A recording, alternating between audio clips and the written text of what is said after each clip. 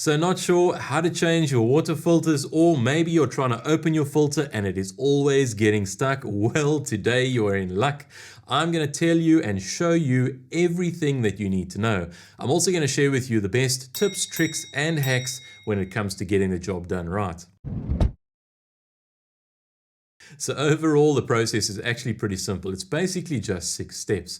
So we'll turn off the inlet and the outlet water supply. We'll release the pressure from the filter part of our system. Then we can remove the filter housing, replace the old filter with new filter cartridge, screw the housing back on, and then we can turn on the water once again. So this might seem quite simple, but there are some very important steps and procedures you need to follow to get the job done right, and I'm going to show you right now. So what tools and items do we need to change out our filters? Well, firstly, we're going to need a set of new filter cartridges. Now I've got 2 here for demonstration purposes. You may only have 1, you may have 3 in your setup. Just get the appropriate number for your particular setup. Also, a filter spanner is a good thing to have. You don't always need this, but it makes the job a little bit easier. And then some food grade silicone grease. I reckon it's also a good idea to have a bucket of water and some dish soap around. Now, I will leave links in the description to all of this stuff, and if there's any other items that I talk about in the video, I'll leave the links in the description, so make sure you guys go and check that out. First up is to shut off the water going into our filters. Now in this scenario, the water is coming up here into our filters and then traveling out that way into our house. So we can go ahead and close the valve. Now not to worry if you don't see a valve right here at your filters, just trace your pipework backwards. You're probably going to see it a little bit further back. Also, not to worry, let's say you've got a water tank and a water pump and there's no valve between the water pump and the inlet side of your water filter.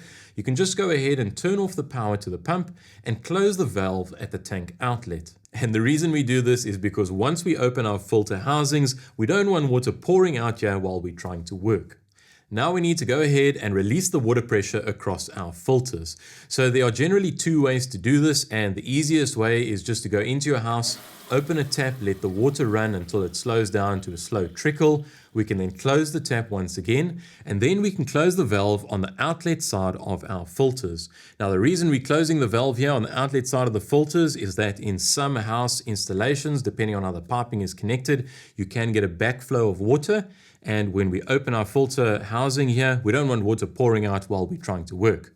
Then once that is closed, you can go ahead and press the little bleed nipple or bleed button here on the top of the filters just to release any residual pressure that may be across the system. That's the first way. The way that I prefer to do it is once you've closed your inlet water valve, you can head straight over to your outlet water valve and you can close that, and then you can press this little bleed button. Now you may have to press it in and wiggle it around a little bit and repeatedly press it, and what you're going to notice is as you press it, there's going to be a little bit of water that splashes out here. Not too much, just a little bit as you're wiggling it, and then eventually nothing more is going to come out, and that means the pressure across your system has been released. Now, I'm pretty confident. I've done this a number of times, so I can see when the pressure has been released. But if you aren't, then you can just go ahead and follow the first method by going into the house, opening the tap, and releasing the pressure that way. So now there should be no pressure across our filters, and that is going to make them a whole lot easier to open. So we can go ahead then and unscrew the blue part of our filter housing. Now, if you've got a strong pair of hands, you can just grab your filter and start unscrewing it, although most people prefer to use a filter spanner. So something like this, it's a plastic spanner, and this one's actually got the markings on open and close. If yours doesn't and you're not quite too sure which way to turn it, just kind of remember righty tighty, lefty loosey. So we can go ahead and take our spanner and we put it on the bottom of our filter, slide it all the way up, and then we can grab the filter and turn it around to the left and start unscrewing the filter housing. Now, as you break the seal at the top here, you might find a little bit of water splashes or runs out. Not to worry, that is normal. So maybe grab a bucket, chuck it underneath here if you don't want water spilling all over the place. And also something else to remember is when you are unscrewing this filter housing, especially the bigger ones, they are 20 inches by 4.5 inches. They're going to be full of water and it's actually quite heavy. So you want to support it as you are unscrewing it so that it doesn't drop out, bounce on the concrete, and then you damage your filter.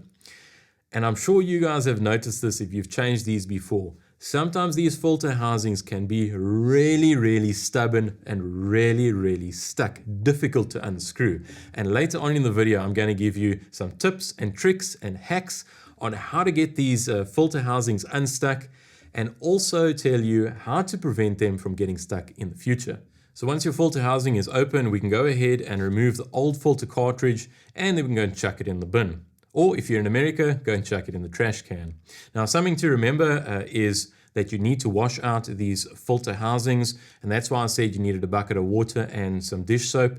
So you can just chuck that in here and you can slosh it around. Maybe you want to use a sponge to clean out, or sort of a long-handled brush where you can brush it all out and clean it out nicely, rinse it out with a bit of clean water, and then your filter housings should be good to go. Now, something to keep in mind with these sediment filters, once you pull the filter out, that's the entire filter. You can go and chuck it away. However, if you have got a multi-stage filter system, you might have a carbon filter, like a carbon block filter, and these filter housings, or these filter cartridges, should I say, they've got sealing washers on either end. So there's one there and one over there. But I mean, this little washer, as you can see, it can come loose. And sometimes after the cartridge has been in the filter section for a long time, this rubber washer can get stuck up here underneath the head, or it can also get stuck right in the bottom of our filter housing. You want to make sure that you get these out, because if you don't and you install the new filter cartridge, then the filter is not going to screw up properly, and it's not going to seat properly. So take these out, and not to worry, you just chuck these things away, because when you have a new cartridge, the new cartridges come pre-installed with these rubber seals. Now that your filter housing is nice and clean, we need to check the condition of the O-rings. So this specific filter has got 2 O-rings, but yours may differ. I have seen a lot on the market that have got 1 O-ring, and it sits here on the top of the filter housing in a shallow recess. If you're having a look at your filter and you're going, well, hang on, where is my O-ring?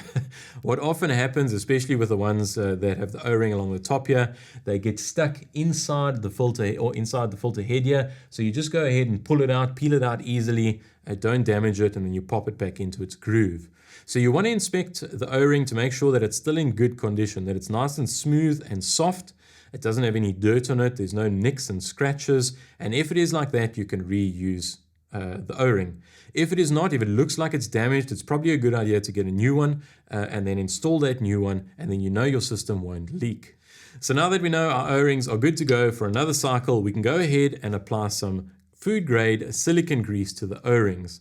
Now, I know what you guys are thinking, and spit is not a valid lubricant, and neither is Vaseline in this case. Why, you may ask? Well, more about that later on in the video. So we can go ahead and take our silicone grease, we can put a little bit on our finger, and then we kind of just rub a thin film around the O-rings. If you want, you can also put some on the plastic threads, not strictly necessary, but as long as the O-rings are coated, you should be good to go. Now, the reason we do this is that when we screw our filter back into the head, we want these O-rings to seat smoothly and evenly, and as we tighten it, they must slide. If you put it on, or if you try and put it in here and you haven't lubricated the O-rings are fairly dry, and they can be sometimes quite sticky. As you're tightening it, then the O-ring can stretch, and if it's old, it can actually break. So best to lubricate them. Also, another great tip while we want to lubricate these things later on in the video. Very, very important, don't miss that out. So once the O-rings are nicely lubricated, we can go ahead and grab our new cartridge and install it into the filter housing. Just a word of warning here, as an example, this is a sediment filter. They all come covered in a clear plastic film. We actually want to break this clear plastic film off. So I'll try and do that very quickly for you. There we go. You can see it just pulls off on the bottom there. And then we can take our filter. It doesn't matter which direction you put it in. This is a sediment filter. It does matter, the orientation does matter with other filters. We'll touch on that later. But you just pop it into the filter, and before I put it in there, I'm not sure if you guys can see this, but right in the bottom, there's kind of a little standoff, like a little plastic nipple. And this hole on the inside of our filter, that needs to align inside that little nipple or plastic standoff in there. So what you do basically is you hold your filter vertically like this. You just drop your new filter cartridge in, and you should be able to kind of feel it center over that bottom section. And I'm just going to support the filter, but it should be basically in the center there. Then all we need to do is just very carefully bring it up to the filter head and screw it in. Just before I screw it in, there is one more thing I'd like you guys to take note of. So when you are screwing your filter housing in, you want to keep it nice and vertical and slowly put it up and then screw it in. Now the reason for this is that if you're kind of screwing it in at an angle like that, what can happen, and I've seen this happen in the past, is your filter housing, when you're screwing it in vertically, now I'm just holding it horizontally, it should be nicely centered in the housing. But if you're putting it in skew like this, then the cartridge is going to kind of lie over to the side, and then you go ahead and screw it up, and sometimes it screws up all the way. And then the cartridge isn't centered properly inside the head here, and then your filter doesn't work correctly. So just take your time, center the cartridge over there, slowly put it up and kind of engage the threads, slowly turn it up, and then you'll feel that it'll take, and you just carry on turning and turning and turning until it tightens up slightly. So how tight do we make our filter housings? And my answer to that is don't over tighten them. So basically I usually use my hands to tighten them. Now I've got fairly strong hands, so you'll screw the filter housing up and then you give it a good tweak with your hands. If you prefer to use the spanner, then that's not a problem. You can still use your hands for the first bit, and you kind of turn it on until it seats up there, and you can take your filter spanner, and remember, lefty loosey, righty tighty, so you can chuck it on the bottom there, and then you give it another about quarter or an eighth to a quarter of a turn, just like that, and it should be sealed and good to go. Now, not to worry, if it does leak after you've turned on all the water, you can always come back again and tighten it up just a little bit more, but rather have it too loose than too tight. So now we've finished installing our sediment filter. Now, if you've only got one of these filter housings, it's probably going to be a sediment filter, and then you're good to go on to the next step. However, if you've got 2 or 3 housings, the second one in this case is likely going to be a carbon block filter. And if you've got 3, so 1, 2, and a third one, the second one is likely going to be a granulated carbon filter, and you may have a third sediment filter down the line. But if you're installing a carbon block filter, as in the case where you've got 1 sediment and 1 carbon block filter, we'll remove the plastic protective covering. We can also remove this little pamphlet here, and then we will install the carbon block filter into the second housing. Now, these carbon block filters, remember earlier we talked about having a rubber seal at the top and at the bottom. Actually, there's no top and bottom. You can install this thing anyway. However, if you are installing one of these granulated carbon filters, they can only be installed in one direction. And you can see here, this one has got a little label and it's got instructions and it says this side up. Now, sometimes what will happen is you're super excited and you kind of open this filter up like I am, and you pull it off and you're like, oh, there's a little piece of paper. Oh man, now I don't know which way this piece of paper was. It up that way or down that way? Well, to find out, it's actually quite simple. These granulated carbon filters, you can hear they've got granules in them if you shake them around. It's got a rubber sealing gasket or sort of O-ring type of flat washer on the top here. That generally goes to the top. So if you have a look, it's got this this gasket on the top, and then if you have a close look on the bottom here, it's got inlet openings for the water to flow in. So the way these granulated carbon filters work is the water, I'll just try and hold it up here. It's, remember, in this housing, the water comes in and down the side of the housing. This thing's falling apart. But anyway, the water comes in and down the side of the housing, then goes in through the bottom of these granulated carbon filters, and then travels up through the carbon and then exits through this center section here at the top, and then it exits out and goes through. So that is why the sealing washer is always facing up, and this open end here is always facing down. So in this case, again, open end down, we just pop it into the filter housing, make sure that it's nicely centered, carefully put it up. Of course, remember, lubricate the O-rings, and then carefully put it up to our head. We'll screw it in, and then we'll tighten it up with a spanner. So now that our new filter cartridges are installed and the filter housings are nice and tight, we basically need to fill them up with water and then bleed out any air. But to do that, we need to do it somewhat carefully and slowly. So we're going to take the inlet valve and we're just going to crack it open a little bit. Now, as you crack it open, you'll hear the water start slowly filling up. It'll fill up the first one, it'll fill up the second one, and it'll make it as far as the valve on the outlet side. So once that's all filled up nicely and you're not hearing any more water flow, then you can slowly open the valve all the way. Now, if you are of the example that we used earlier, where you don't have an inlet valve, but you've just got a tank and a water pump, also not really too much of a problem. Just head down to the valve at your water tank, go and open that. You can open that all the way. And if the water level in your tank is higher than the level of your water filters, then the water will gravity feed through the system and slowly fill it up. And once it's slowly filled it up, then you can go ahead and turn your pump on and it'll pressurize and we can continue with the bleeding procedure. So those are two examples. However, what happens if you are in the scenario where you don't have a valve over here on the inlet side, but you've got a tank and a water pump and the water level in your tank is below the level of your filters? It's not going to gravity feed anywhere. You can also backfeed water through the system. So generally when you have these water backup systems, you've got this water tank and pump and it pumps through your filters and then into your house. But also on this side, maybe teeing in over here somewhere, you might have a municipal water line. So in that case, we'll leave the valve closed on the inlet side of the filters, and then we can go ahead and open your municipal supply, and then we just backfeed the system. So we take this valve on the outlet side, we kind of crack it open slowly, and then we'll hear the water slowly filling up from this side, trickle over to this side, it'll fill up, and it'll come back to here.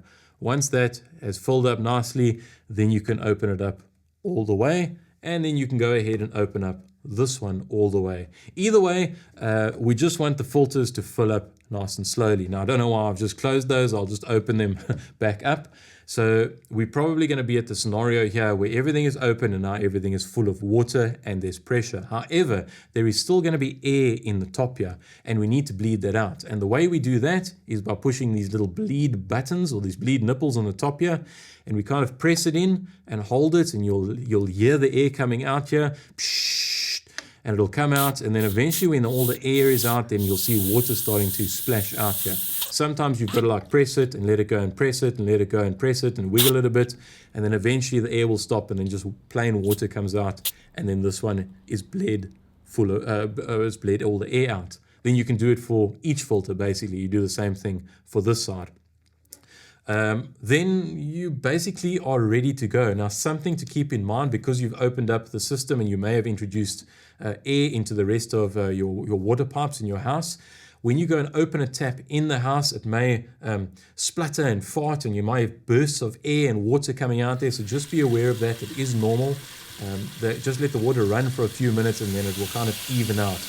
Might also be a good idea, something nice to tell all the other people in the house, that they don't go and open the tap and they're busy brushing their teeth there or something, and you get this massive gust of water and air coming out and it splashes their face full. It's going to be pretty funny, but not for them.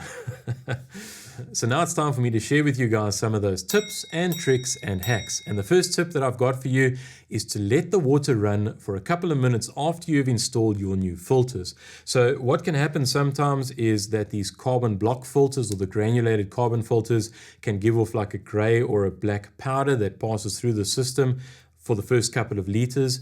And these sediment filters, they give off like a white misty type of color in the water, but after a good couple of liters it goes clear and it's all good to go. So just check the instructions that come on your label for each filter. They should tell you how much water you need to run through the system or how long to run it for. But don't be scared that the water may be discolored. Just run it for a little while and you'll be good to go. So tip number 2 was actually about these granulated carbon filters. You can hear the granules shaking around in there. And it was about installing this in the correct orientation. I think we covered that earlier on in the video. So tip number 3 is to pre-fill your filter housings if you are battling to get your system bled, or if you want to bleed the system a little bit more quickly.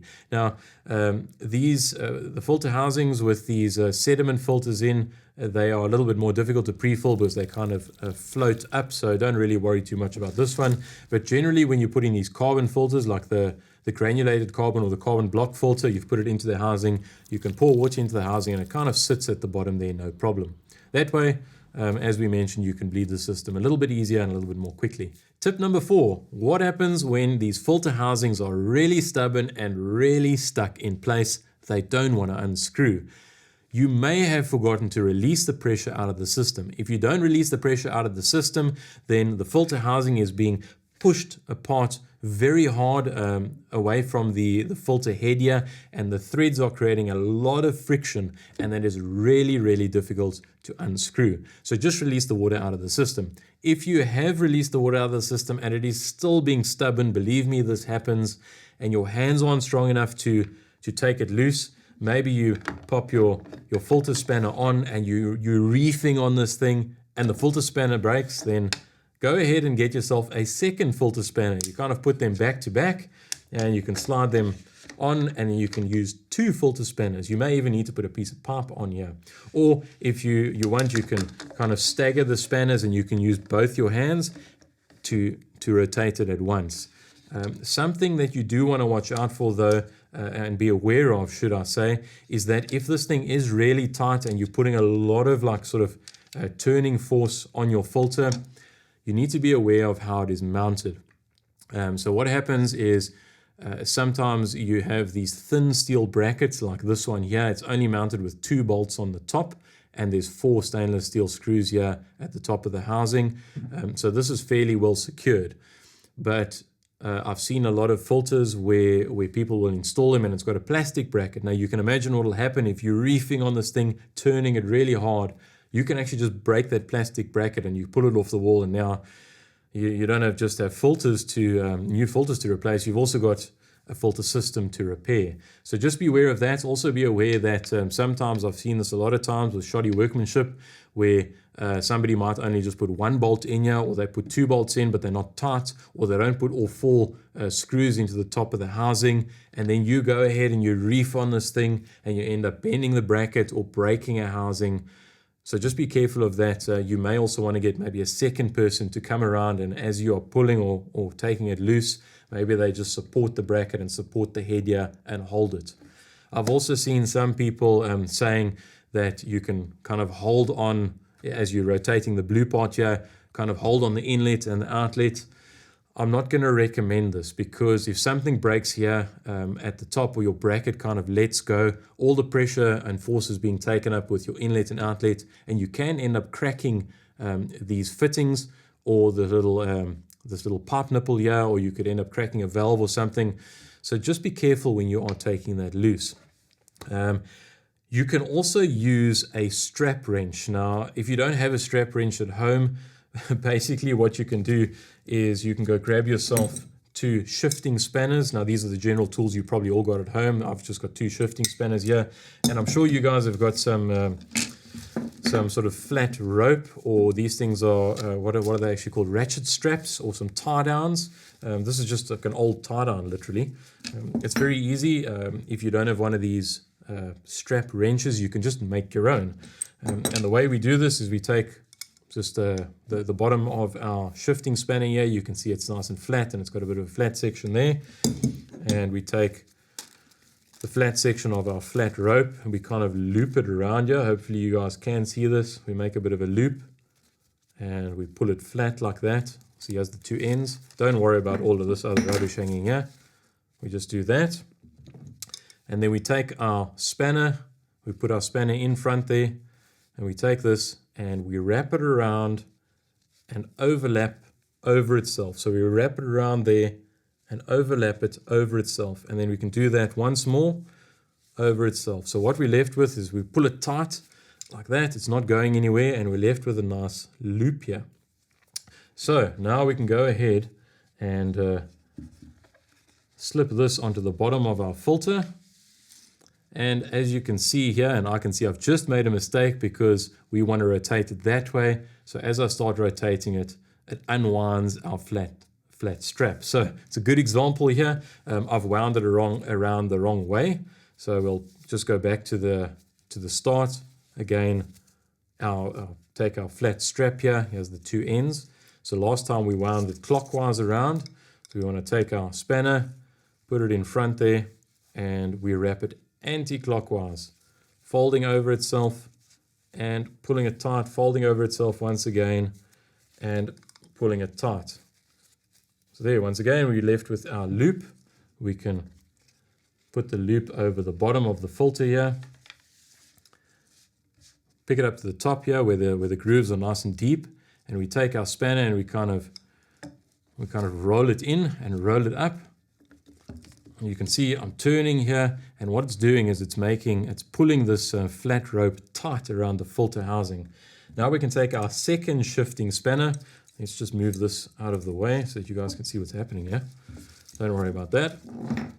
So we take our second shifting spanner and we put it onto the housing here, or not onto the housing, but onto the handle of our other shifting spanner, and we can rotate it. And as we rotate it, it makes this flat strap really tight, and it starts unloosening the filter. Now this is the same way that the strap wrenches work.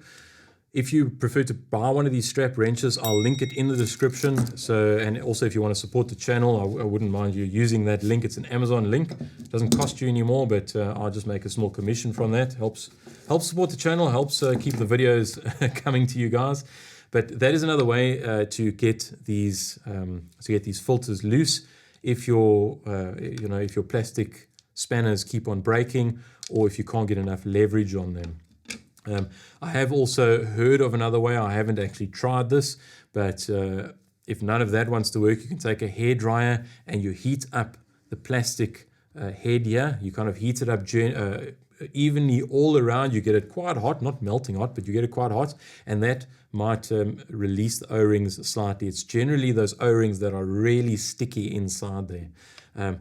Like I say, I haven't tried that method before, so maybe go and Google that, see if it works for you. I'm sure others have, and you can get further instruction from that.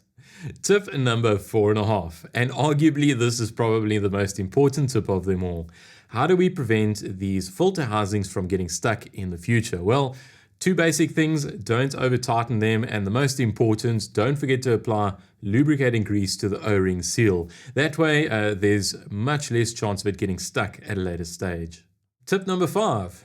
Well, at least I think it's tip number 5. I can't remember what we've got up to, but that is to keep your filter housings out of the sun if they are mounted outside. Now, of course, if they're mounted in your crawl space, in your basement underneath your house, not a problem, but especially in South Africa, they are generally mounted on the outside of a house, and if they're mounted in the sun, after many years, the sun can degrade the plastic, and it makes them fade, and it can weaken the plastic. So if you want to go to the extra trouble, make yourself a nice little cover, a box cover, a wooden cover or something, and then they'll just last a little bit longer.